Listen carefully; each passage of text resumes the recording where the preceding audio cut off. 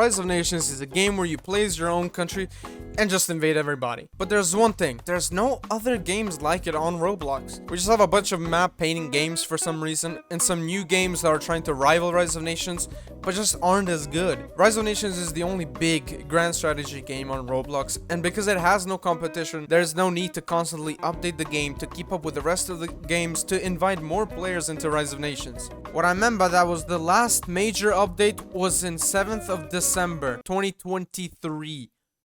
Now there are upcoming games that are being developed and that are expected to rival Rise of Nations. Like there's World of Revolution that's been in the works for a while, but it doesn't look like it resembles Rise of Nations, and it's kind of doing its own thing. Whereas this game called Art of Diplomacy looks like a game that can rival Rise of Nations, and with the right features you can even surpass Rise of Nations.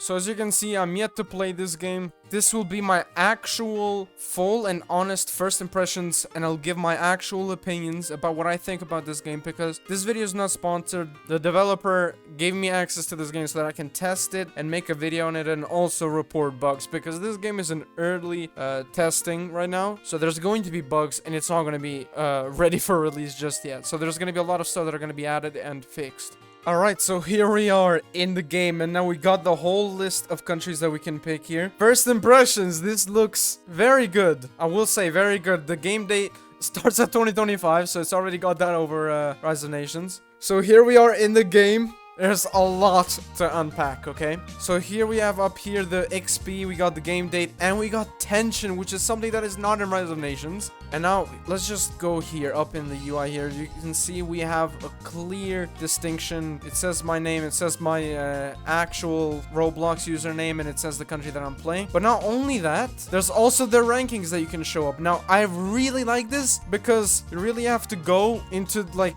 in Rise of Nations, the rankings are not super easy to find, and I think the rankings are actually kind of a cool thing to have in the game. And now that we're done with that, let's go down here. So here we have our flag, we have our population, which is 40 mil. I believe in Rise of Nations is 33 mil. We also have 200,000 manpower, which we're gaining 932. Now here we have the treasury, and now look, now we're getting a lot of money, and it's per day, as you can tell. We got already $1 billion in our treasury. Revenue 5 mil. Okay, well, I think we're gonna be able to get to that soon enough in the economy tab, which is right here. And now here's the economy tab. So we got welfare up here that we can change. Research, infrastructure, security. I believe this is probably like the spending part of the game. That looks pretty cool. So now here we have our economy tab, which tells us all of our revenues and all that stuff, and all of our expenditures. So we have 1.6 million spending on welfare, 0 on military, 1.1 mil on research. Tax 5.3 million, resources 6.2 thousand. Now we have our subjects, treaties, and loans. And now loans are not in Rise of Nations, and I think it would actually be pretty cool if it was added in Rise of Nations. We also, okay, so this was the tax spending. It says welfare 1.2 million. Okay, so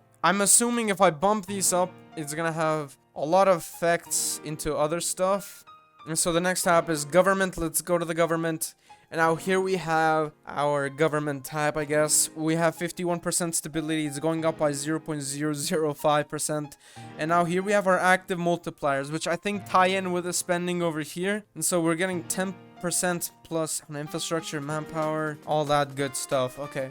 So we have 57, I guess, cities, I'm assuming, because it's not changing. I believe that's probably airport, that's ports, and that is factories. So here we have influence, population, change flag, formables, and government and ideology. So with influence, the population doesn't work. Change flag, it doesn't work. Formables, something shows up, but there's nothing there. And now here we have government and ideology, and if we click on that, we can see a lot of stuff. So government, we can have a dictatorship, which we can spend political power on. There's also a republic and a monarchy, and all of these give their own benefits. So in dictatorship, there's a good buff on military cost. There's a lot of manpower coming in. If we go to republic, okay, so the military cost goes up, but tax goes up, resources go up, welfare goes up, manpower goes down, and infrastructure goes up. Monarchy gives a buff on everything. In ideology, we have liberal, nationalist, pacifist, theocratic, and non-aligned. Now in liberal, obviously there's more tax income, there's better welfare, but there's higher military cost, research. Obviously, it's kind of like in Rise of Nations, where nationalism just gives better manpower and military cost. So I guess this is actually kind of good for a lot of like players that like to play like as a pacifist country. And now theocratic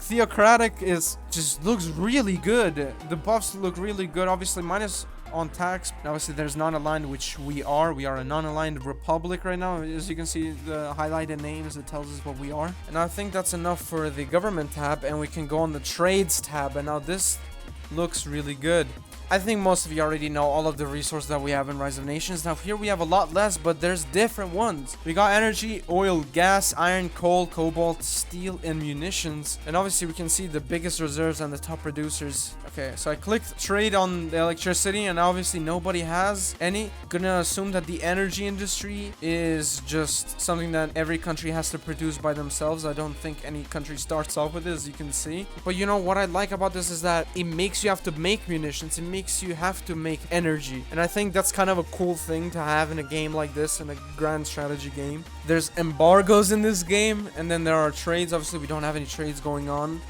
And now we can go on to the research tab, and now this is kind of cool. So here we have our governance tab, which is our first tab. Now obviously you can see the buffs here, which is manpower, stability, infrastructure, tax, and building cost. And now if we look down here, we have a lot of research power. Over here we're only gaining 1. Now we can go on to the research tab. Now yeah, this is kind of like the research technology that you can get in Rise of Nations as well. So yeah, just a buff on research, which is kind of cool. And also research cost, that's also kind of cool to add as well. Military, we've got an addition in doctrines, reduction in military cost, and tactical, which I don't know what this is yet. We're gonna find out eventually, but that looks kind of cool. So obviously they don't have anything because the game is in very early beta, and whenever they do add it, and whenever they do open the testing once again, I will probably make an update video on this, and I'll probably just show all the new things that they added. I'll definitely try to keep you guys updated because this game looks really cool to play. Now here we have the military. So we've got 3 doctrines here, as we can see: Relentless Blitz, Perfect Fortress, and Endless Horde. And I think we can already notice the equivalences into Rise of Nations. Obviously Relentless Blitz is kind of cool because you get a lot of attack. You do have a reduction on defense and entrenching time, but you do have a lot more speed as well. So this is kind of for more of the aggressive players, which is kind of cool, and something that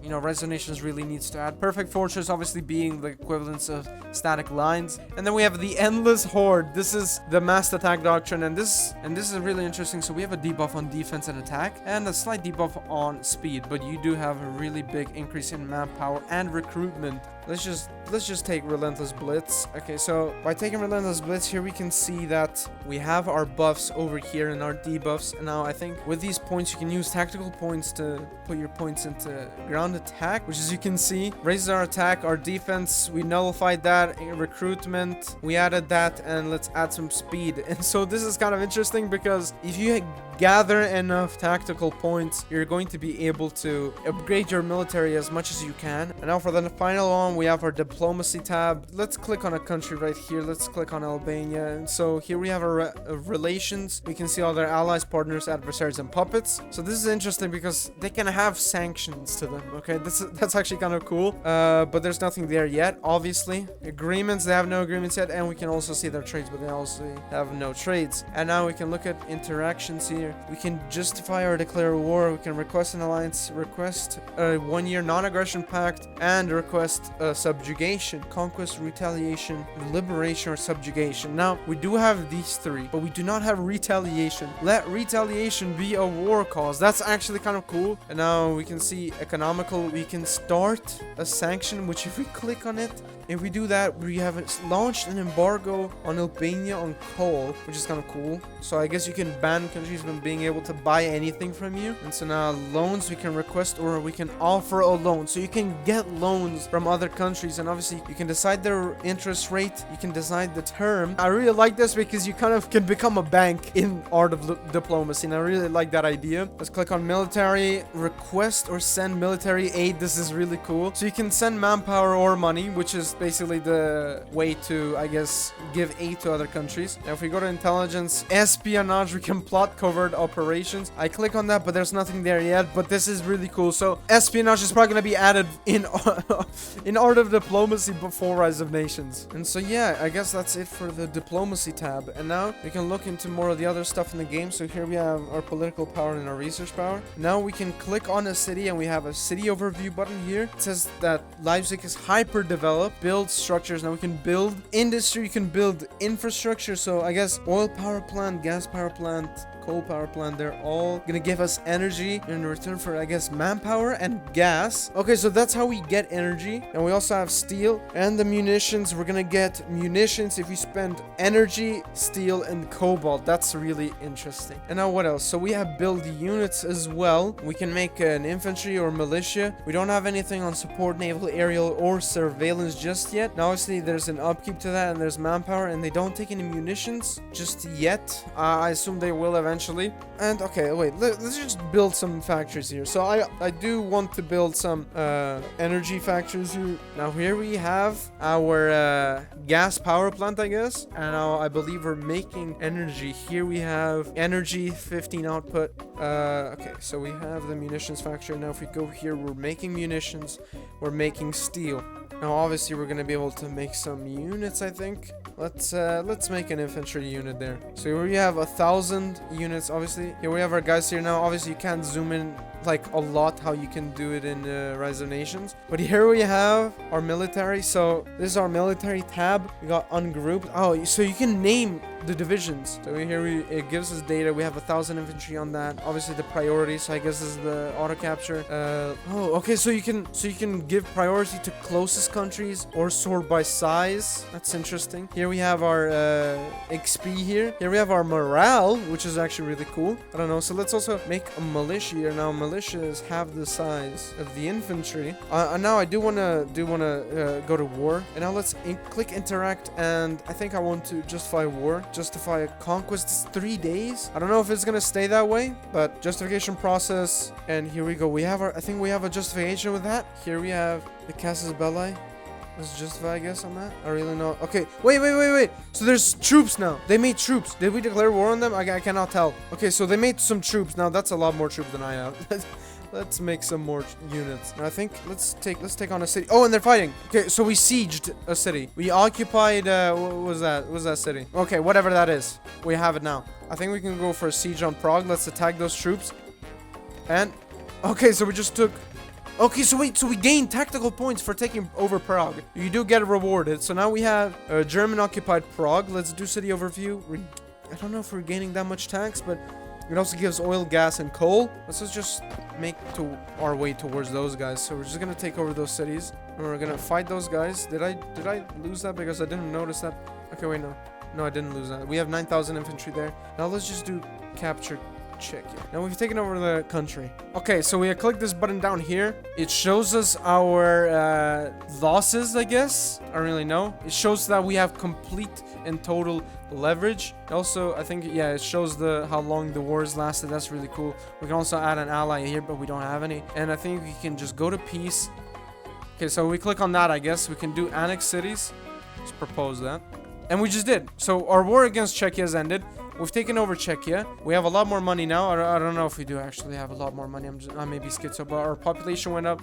Our max manpower went up, and we're getting a lot of stuff now. Obviously, there's no unrest in this game, I think. There's no coring, I guess, system. So yeah, that's kind of just happened. Now, these guys, for some reason, they're not recovering, I guess. They just stayed the same. Now I want to make a lot more infantry because I want to take over Poland and see what other stuff there is in this game. So, and now here we go. So the AI does make troops, but they don't move yet. Maybe they will eventually in the future. Who knows? Let's just walk in here. So obviously we're getting some tactical points here. Let's take a bigger city like Lodz. No, it's the same tactical points. Okay, and let's start fighting over here. We've taken over a major city, Katowice. We only got 0.5 tactical points. Let's go and take over Warsaw. That was also 0.5 tactical points. So now let's just split these guys. Let's do auto capture Poland here. Let's take them over real fast. So let me look. So we have total leverage in the war. Let's propose, and obviously they're gonna have to accept because they're not a country anymore. Now we got 60 million population. We got a lot more manpower coming in, and we're making a lot more money. What else is there? Obviously we have our research power. Actually, I want to just put in some research over here. Let's do all of that. Let's also bring down research costs. And I think that, yeah, that's all of our research. Okay, so we're gaining 6 right now, and obviously if we go into our economy, you can bump that up. Okay, as you can see, when I bump my research up, there was effects on the other stuff, so we can only do so much at once. Obviously there's infrastructure, research, and welfare. Let's bump our research up, and we're gaining 22 research, 25. Let's just bump our research. Okay, I want to have a little bit more fun with research. We're getting a lot of research right now. Maybe it'll be a bit more balanced in the actual game, because that's too much. But yeah. Wait, I just found a loophole. Wait, so if you just boost something up, you can see research power is at 118 right now. If I just bump it up, it goes up. Okay, so that yeah, that is a little bit of a bug. So it just infinitely scales if I just keep doing this. I don't really mind right now, because obviously I'm just trying to research everything that we have. Let's bump all those up. I really do like this. Now we're third. Okay, so our research, I think, had a big effect on our ranking here, because we really jumped up to third there. That's actually really cool to see. Obviously, I really do like the idea of this game, and I think there's a lot of potential in this game. I think that both of the games are really nice, and I really can't wait for this game to be in a full release, because I think this game will actually maybe even bump Rise of Nations and make it have to, I guess, innovate and add more stuff into Rise of Nations, because this game can truly be a competitor to Rise of Nations, and I think there's a lot of stuff behind it. I'll link the Discord to the game so that you guys can keep yourself updated as well, because the developer is constantly posting leaks and updates and all that good stuff. So yeah, I do definitely recommend joining the server. I guess that's it for now. Click this video if you want to watch more stuff.